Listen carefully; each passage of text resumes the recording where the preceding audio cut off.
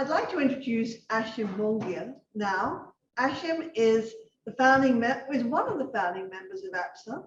He also is a successful sailor and the founder of West Coast Marine Yacht Services, which is a one-stop marine company for India. Aashim is also the president of the IMF, the Indian Marine Federation, and he is also well known in the Asia Pacific super yacht community. So Aashim, thank you very much for joining us and we look forward to hearing more about India. Thank you, Susie. I would like to thank APSA for having me here. And I would like to thank all of you for putting this together and allowing us to present in these difficult times a synopsis of what is actually possible in our part of the world. As a lot of you know, that India has had a lot of ups and downs and has been spoken about in many ways that has really led to a lot of expectation. Well, times have changed and those expectations are finally coming around full circle. It's only in India we say since time immemorial, Ati Dev Bhava, which means guests are equivalent to God. With that, I would like to welcome you to India and tell you what we can offer you. As you can see, India has a 10,000-year-old civilization. We have more than 19,500 dialects that are spoken. We have 22 official languages. We have 28 states and 8 union territories. We have the third largest army on the planet. We have the 7th largest country in the world. We have a coastline of 7,500 kilometers. We have 38 World Heritage Sites, 566 wildlife sanctuaries, 300 islands, 36 islands in Lakshadweep and 300 in Andaman alone, 34 international airports, 81 domestic airports, and a total road network of 1,15,000 kilometers. This is basically the second largest road network in the world. As you can see, we've got many ports along the coastline, but the only drawback that we actually have, whilst we may have many ports of international standard, is we have no marinas in India. That is set to change, and I will talk about that as we go through the presentation. On the waterfront, starting from the west coast, you've got Gujarat, Maharashtra, Goa, Karnataka, Kerala, Tamil Nadu, Andhra Pradesh, Orissa, West Bengal, which offer basically 8 months of cruising from October to May. And we've got a great sailing season. The coastal states have about 250 million people, 12 major ports, 185 minor ports. Now, what all of this actually offers you is a great cruising destination in terms of what is possible, and the entire gamut of the coastline has got tremendous history. Morphed with that, with the fact that we have got a huge hinterland as well. The temples, the history, the heritage, the civilization, all adds to its mystical charm that is India. On the west coast of India, we've got cruising destinations starting from Diu, Mumbai, Goa, Mangalore, Cochin, Lakshadweep Islands. On the east coast of India, we've got Chennai and Pondicherry, Calcutta, and the Andaman Islands. The attractions on both sides include a fair amount of cruising grounds in terms of beaches, diving, cultural, heritage, history, wildlife, food, shopping, excursions in the internal area. If you were coming by yacht, Mumbai and Goa are probably the most suited for arrival. And the government has just recently launched a policy that if you came to India as a foreign visiting yacht and you wanted to stay for a longer duration, you can actually convert to something called a special purpose license and visit India from port to port and create a cruising itinerary that would actually suit your needs. Some cruising itineraries that we can actually look at through the versatile background in India. We have the seaports of Maharashtra, which can be done from 5 to 7 days. We've got the west coast of India from Mumbai, Goa, Cochin, which can be a 10-day itinerary. we've got the Lakshadweep Islands, which is a 5 to 14-day itinerary, and the Andaman Islands on the east coast, which is again a 5 to 11-day itinerary. Now, ideally, the boat should arrive into Bombay. Being an ISPS port, it can be cleared in, do the customs immigration formalities. If you're intending to do a long stay in India, we convert you to an Indian coastal run, as we call it. Once that is done, you travel in India like an Indian vessel would, and you can go from destination to destination. The seaports of Maharashtra have got fabulous untouched beaches, lovely cruising grounds in terms of beaches and heritage with forts and history. We can actually get your historian on board who can show you around and talk to you about Shivaji, Chhatrapati Shivaji, who was the old Maratha warrior who actually took on the Britishers and the Portugal and the might of the Portuguese. There's lots of history to be told, and tours can be customized and item made depending on time and what the owners would like. Whilst we can talk about many itineraries, I'm just going to take you through the Andaman and Nicobar Islands, because I think that is one of the top rated potentials in India in terms of visit. And over the last 10 years, we have had an excess of about 150, 200 boats a year come through the Andaman and Nicobar Islands.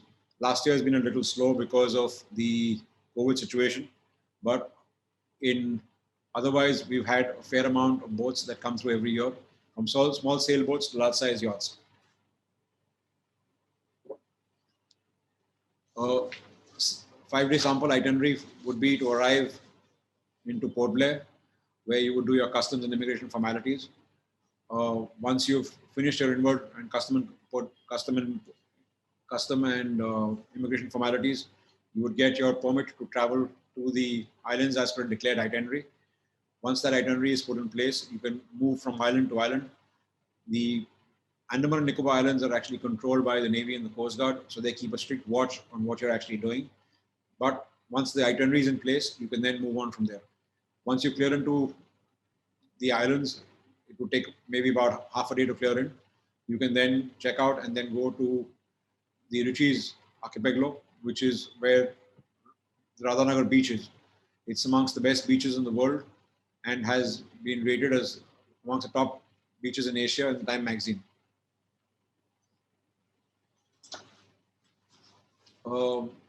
Once you've got there, you can then go the next day to Havelock and Inglis Island.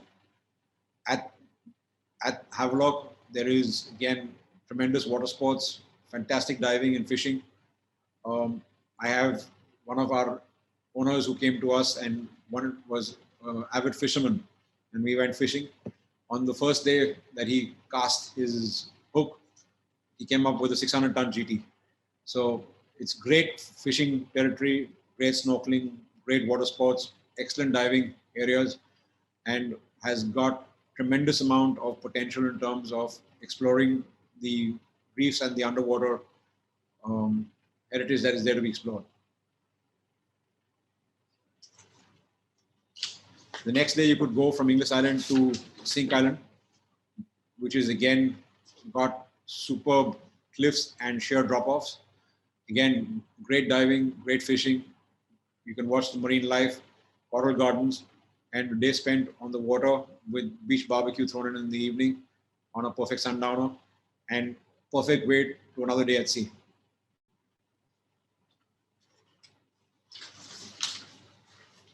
Day 4, you could go from Sink Island to Rutland. These are the twin islands that are there. And again, beautiful underground foliage, superb fishing, variety of fish and marine animals in this area, great diving. There is a great underwater fauna that's there, and it's a national park which is actually can be explored, which is a little known fact about the Andaman Islands. Day 5, you could either extend and you can go down to more islands, or return back to Port Blair, where you can check out and leave. On your way back, you could go down to South Button. It's a small island surrounded by white beaches. Again, great diving, lots of manta rays, and even dolphins are in that area. A couple of factors that you must really know for your visit to India. Whilst we have a lot of bureaucracy in place, the government has actually made a lot of headway in terms of welcoming cruise tourism into India, as a result of which you can then use that now for the yachts as well. And like I explained, you can come in on a special purpose license and get yourself endorsed to travel across India. The e-visa facility is available and is available across the country, but available mainly only in major ports. So again, if you're arriving by ship or by yacht or by small boat, we would suggest that you arrive at a major port. Repairs and maintenance activities can be done in most ports. Foreign flag yachts, if they come only to a single port, can stay for a maximum of 6 months. If you convert to a special purpose license, you can stay longer, but that depends on what your itinerary is. All major ports have road and rail connectivity. There is inward and outward facility available at all ports. Cruising permits are available for the Andaman and Lakshadweep, and this would need a little bit more prep time, and we would recommend 60 days prior to arrival to make the correct applications in place. India also offers a huge potential of doing yacht refits in India. Yacht refits are almost 20 to 30% cheaper than compared to Europe, because you can actually do a duty-free import for all your stuff that's required for the refit, and this is legally allowed. Mumbai is by far the best destination for the refit because a lot of the infrastructure is available here. All major ports are ISPS compliant, and thus advanced planning would actually help make your trip a lot more comfortable.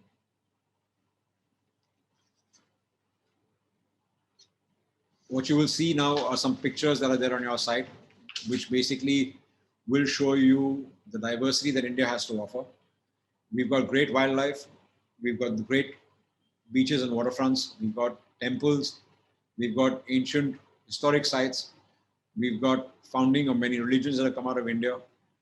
And in essence, you could actually do an itinerary which would run you from the beaches and the coastline to cultural history on the inside.